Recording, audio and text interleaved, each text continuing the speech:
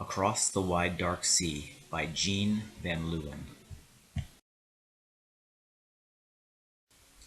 Plymouth, England, 1620. I stood close to my father as the anchor was pulled, dripping from the sea. Above us, white sails rose against a bright blue sky. They fluttered, then filled with wind. Our ship began to move. My father was waving to friends on shore. I looked back at their faces growing smaller and smaller, and ahead at the wide, dark sea. And I clung to my father's hand. We were off on a journey to an unknown land. The ship was packed tight with people. Near 100, my father said. We were crowded below deck in a space so low that my father could barely stand upright, and so cramped that we could scarcely stretch out to sleep. Packed in tight, too, was everything we would need in the new land: tools for building and planting, goods for trading, guns for hunting. Food, furniture, clothing, books. A few crates of chickens, 2 dogs, and a striped orange cat. Our family was luckier than most. We had a corner out of the damp and cold. Some had to sleep in the ship's small work. The first days were fair with a stiff wind. My mother and brother were seasick down below, but I stood on deck and watched the sailors hauling on ropes, climbing in the rigging, and perched at the very top of the mast, looking out to sea. What a fine life it must be, I thought, to be a sailor. One day clouds piled up in the sky. Birds with black wings circled the ship, and the choppy sea seemed... "Storm's coming," I heard a sailor say. We were all sent below as the sailors raced to furl the sails. Then the storm broke. Wind howled and waves crashed. The ship shuddered as it rose and fell in seas as high as mountains.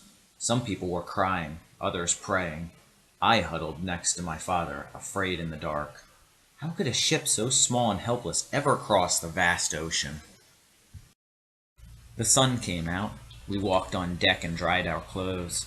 But just when my shoes felt dry at last, more clouds gathered. "Storm's coming," I told my father. So the days passed, each one like the last. There was nothing to do but eat our meals of salt, pork, beans, and bread, tidy up our cramped space, sleep when we could, and try to keep dry.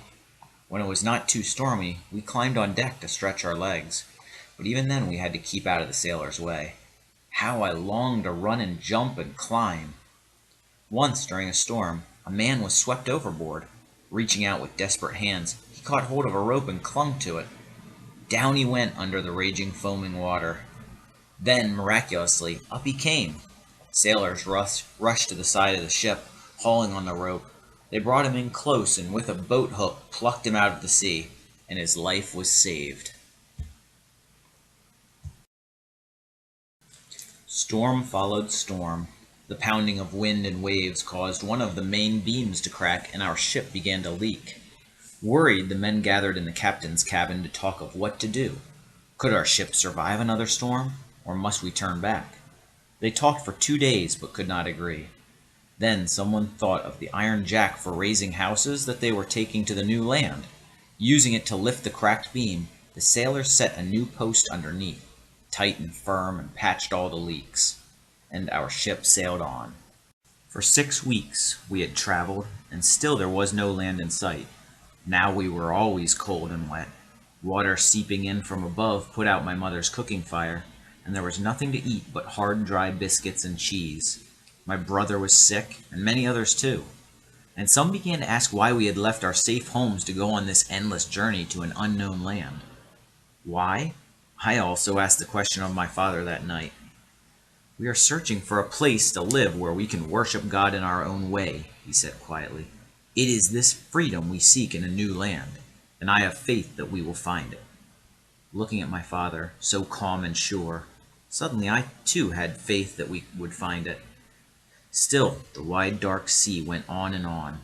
8 weeks. 9. Then one day a sailor, sniffing the air, said, "Land's ahead." We dared not believe him. But soon bits of seaweed floated by, then a tree branch, and a feather from a land bird. 2 days later, at dawn, I heard the lookout shout, "Land ho!" Everyone who was well enough to stand crowded on deck, and there, through the gray mist, we saw it, a low, dark outline between sea and sky. Land! Tears streamed down my mother's face, yet she was smiling. Then everyone fell to their knees while my father said a prayer of thanksgiving. Our long journey was over. The ship dropped anchor in a quiet bay, circled by land. Pale yellow sand and dark hunched trees were all we saw, and all we heard was silence. What lurked among those trees? Wild beasts? Wild men? Would there be food and water, a place to take shelter? What waited for us in this new land? A small party of men in a small boat set off to find out. All day I watched on deck for their return. When at last they rode into sight, they brought armfuls of firewood and tales of what they had seen. Forests of fine trees, rolling hills of sand, swamps and ponds and rich black earth, but no houses or wild beasts or wild men. So all of us went ashore. My mother washed the clothes we had worn for weeks beside a shallow pond, while my brother and I raced up and down the beach.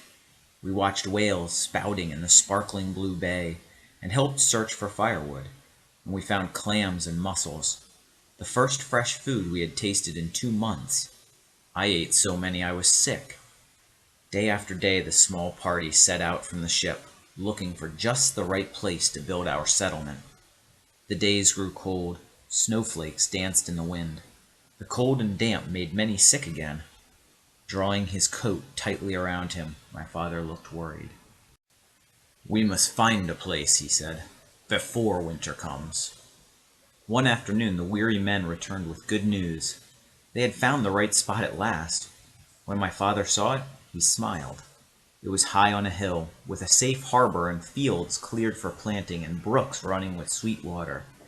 We named it after the town from which we had sailed, across the sea.